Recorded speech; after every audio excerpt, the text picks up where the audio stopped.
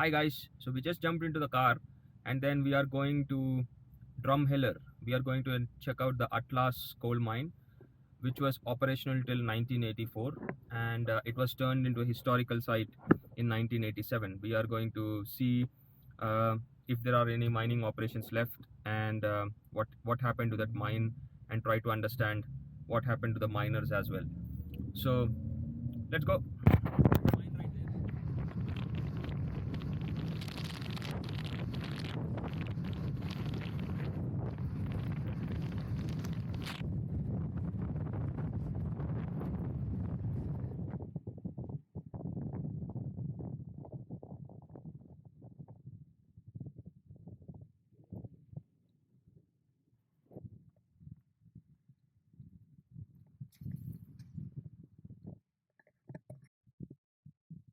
So we came to the historic Atlas mine, which was operational from 1936 to 79, and then it features a wooden tipple, which was at one time the largest wooden tipple in North America.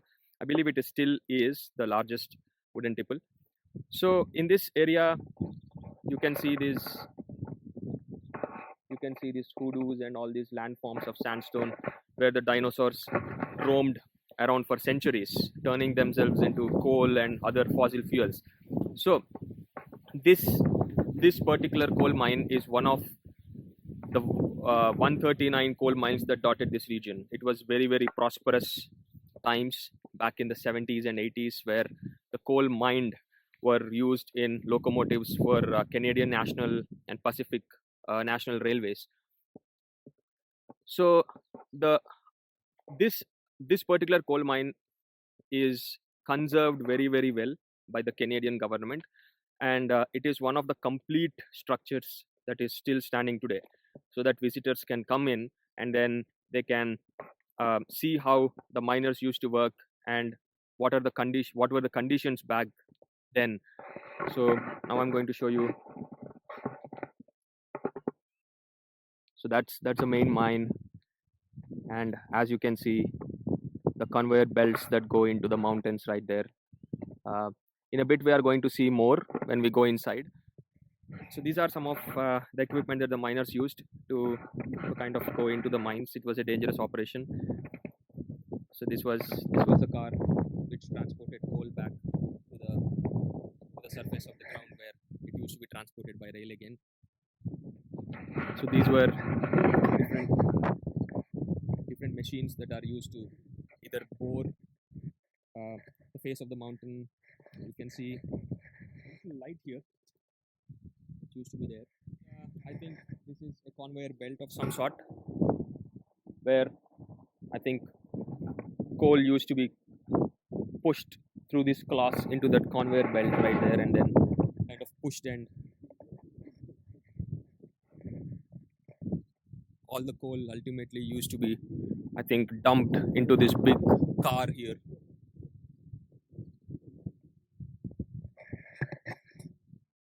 So things like these make me wonder that the past was an era of very great innovation, very great human spirit that was used to haul this coal out. These are some of the railroad tracks that they might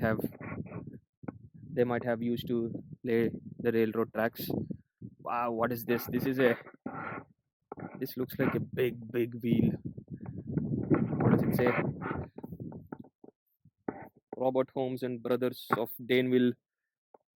Is it Illinois, or I'm not sure what, or where this iron or steel wheel came from. It tells us here it's a sheave wheel. Okay, sheave wheel. So this is one of the 3 sheave wheels from Atlas number 4 head frame. Okay, the cage lowered men and empty cars. I got it. So it used to be these wheels. That's interesting. It's a sheave wheel then. So these wheels were. This is an induction motor from General Electric, Schenectady, New York, USA. Interesting. Okay, so the horsepower is 300 and the speed, so it tells you some details on this motor right here. I think this is an older version of the same thing. So in reality, you have all this right here, all this equipment.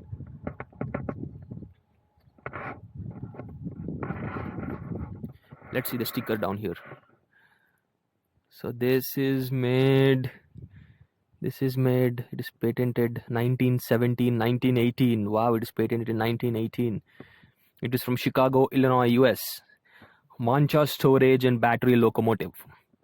All right.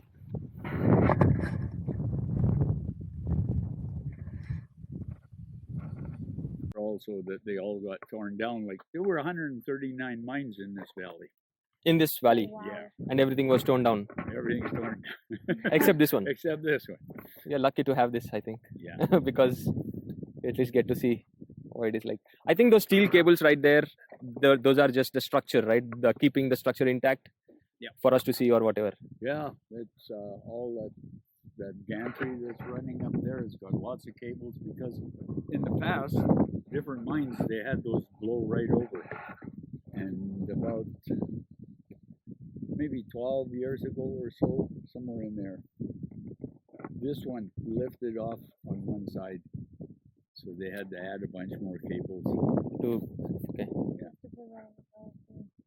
It's pretty good winds through here. Get the odd tornado in Alberta too. Yeah. Everything. People drive down to the bridge because that's the last wooden hull truss bridge in Canada.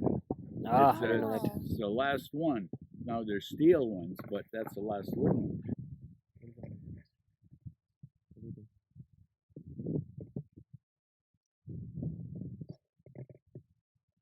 So going into the mountains.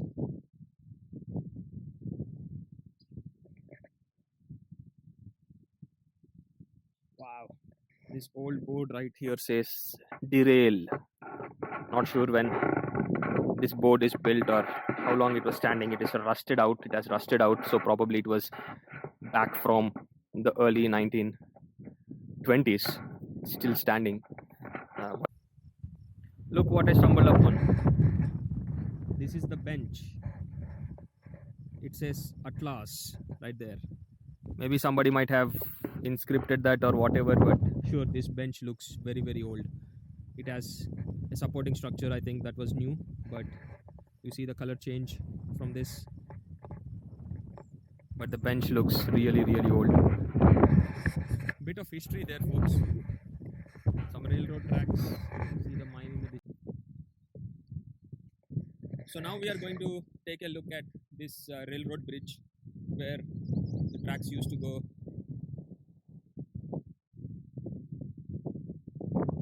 See how it used to be. The bridge seems to be very, very long, as you can see here.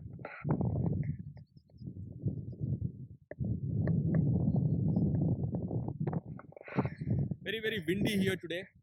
Nothing to stop the wind. So these are the Alberta's Badlands. You can see the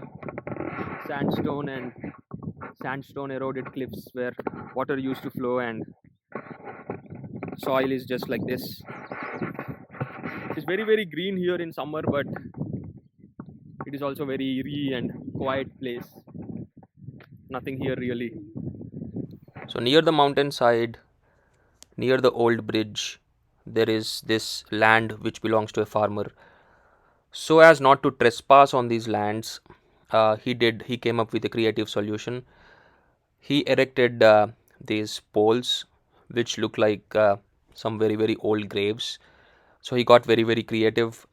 He bought beads likely from Mardi Gras down in US, and then he decorated all these different poles and structures like this which dot the landscape.